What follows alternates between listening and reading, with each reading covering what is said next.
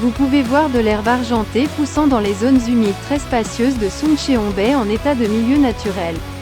La vitalité de l'herbe argentée qui pousse ici elle semble être plus forte et meilleure que l'herbe argentée dans d'autres régions.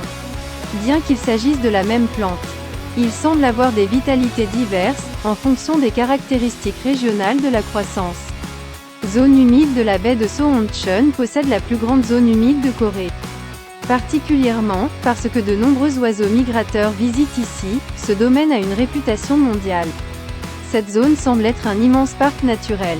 Tant d'animaux et de plantes dans cette région vivent dans des conditions sûres sans aucun danger. En particulier, les gens sont empêchés d'endommager animaux et plantes dans cette zone par la loi du gouvernement. Les Coréennes essaient de maintenir ce parc de zones humides naturelles en prêtant attention et en prenant soin de cette zone.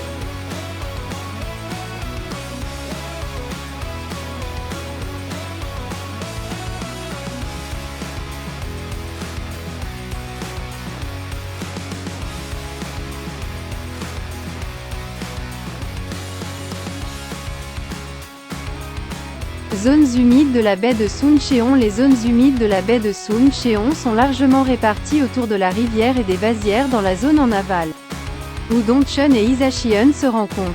La plupart des éléments de la zone humide de la baie de Suncheon ont été formés grâce à l'approvisionnement de Dongcheon et d'Isacheon. Et le fait que des vasières se trouvent à moins de 20 mètres sous terre suggère qu'elle s'est formée en alternant marée haute et basse sur une longue période. De plus, les zones humides semblent s'étendre vers des zones éloignées de l'estuaire en raison de l'augmentation de la vitesse d'écoulement. En raison du renforcement direct de Dongcheon et Isacheon. Les zones humides de la baie de Suncheon sont les seules vasières avec des marais salants parmi les vasières de Corée. Ils ont donc une grande valeur de conservation en termes d'histoire écologique naturelle. De plus, les colonies de roseaux et de réforts sont les espèces dominantes dans cette zone, ce qui en fait un habitat pour de nombreux oiseaux migrateurs, et de nombreux touristes visitent la baie de Suncheon chaque année pour voir la belle vue des champs de roseaux.